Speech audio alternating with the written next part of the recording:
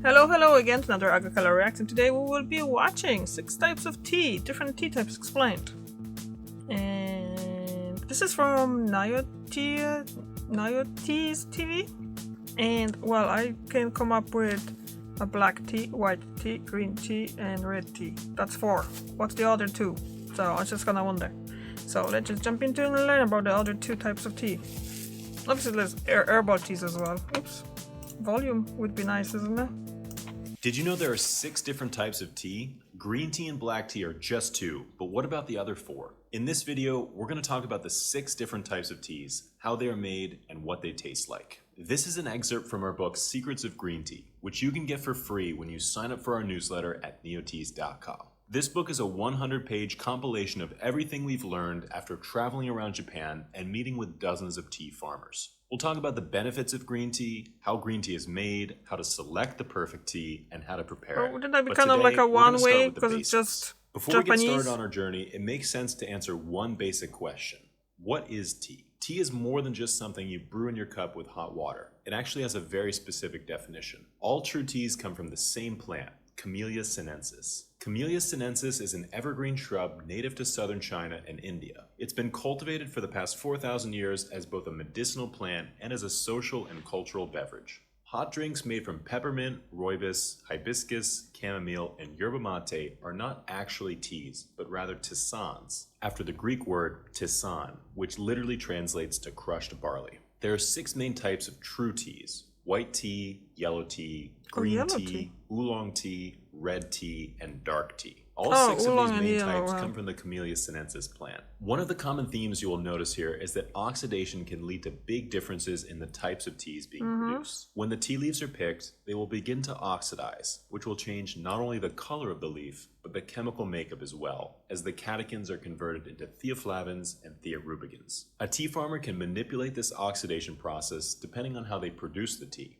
and these processing styles are what lead to the different tea types. So let's start with white tea. White tea is the most minimally processed of all the tea types. The leaves and buds are picked and then allowed to dry off in the sun, which stops most of the oxidation, although this tea technically maintains some oxidation. White teas can be made from both old and young leaves, but it's most recognizable for these young white buds, which is where the tea gets its name. When you brew the tea, you may notice a very bright pale color if the tea is made from mostly buds, or an orange amber color if the tea is made with a lot of older leaves. The flavor is slightly dry with a hint of fruitiness. Next we have green teas. Green teas are unoxidized. After the leaves are picked, they are heated to stop the oxidation process. The tea retains its more grassy or vegetal flavors, and the leaves maintain their green color. The flavor of the final green tea depends on the type of heating method. In Japan, it's more common to steam the tea leaves, and this is why Japanese green teas take on this fresh, almost seaweedy taste profile. In China, it's more common to heat the leaves in a large pan, and for this reason, the teas taste more cooked, with a slightly nutty flavor. These teas are great for cold brewing, and they often come with a high caffeine and theanine content.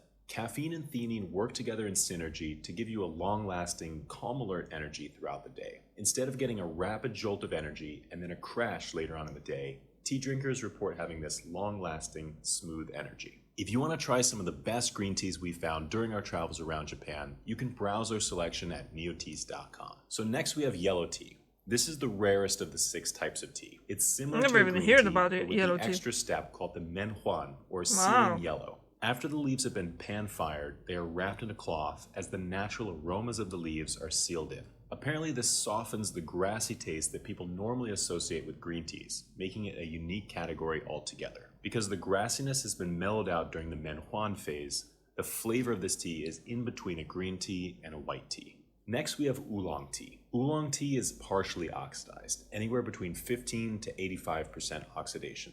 Oolong is a broad category of tea, but many oolong teas follow a similar For some reason I thought that oolong tea would be just different tea from different variety of the plant. So like, The leaves are picked and then withered in the sun, and then they are bruised or rolled. This exposes the enzymes of the leaf to oxygen and speeds up the oxidation process. Once the oxidation process has been accelerated, it's later slowed down as the tea leaves are pan-fired. The leaves are then continuously rolled and dried, and in some cases roasted. Oolong is actually the most processed of the tea types, so it doesn't need to be made from the top buds and sprouts. It can actually be made from the older tea leaves. The flavor of less oxidized oolongs can take on a fresh, sweet, and floral flavor. The darker oolongs can take on a hint of spice, fruit, and a little bit of char. While most teas in Japan are green teas, there are a few farmers in the south of Japan that are producing rare Japanese oolong teas using traditional methods. This tea takes on a light, floral flavor profile with a nice creaminess to it.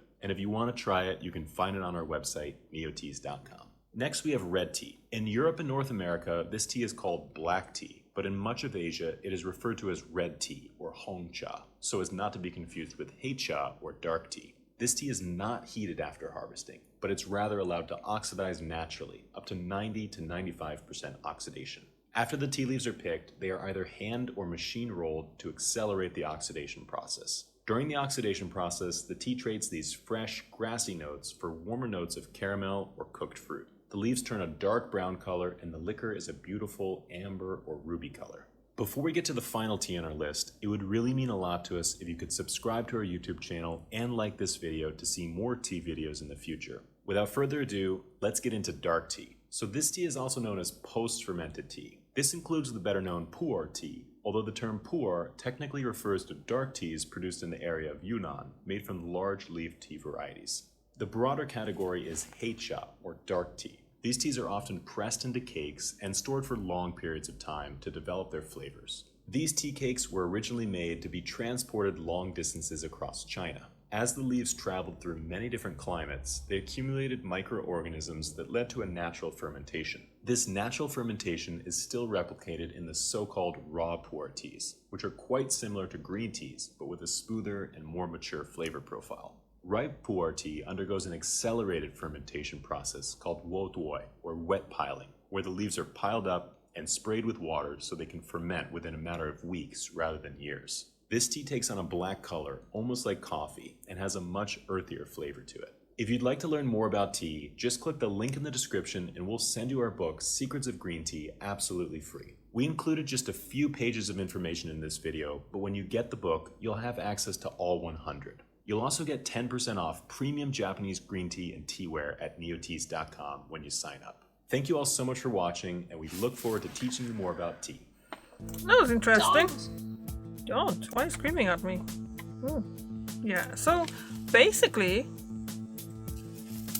black tea that we know, like a black tea that we know over here in Europe, it's actually red tea.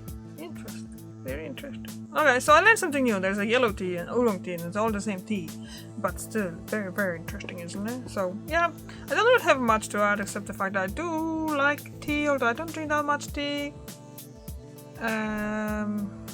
Actual black tea or tea in general, real tea, not that often. But yeah, that was cool. Thank you very much for watching, and I see you tomorrow. Bye!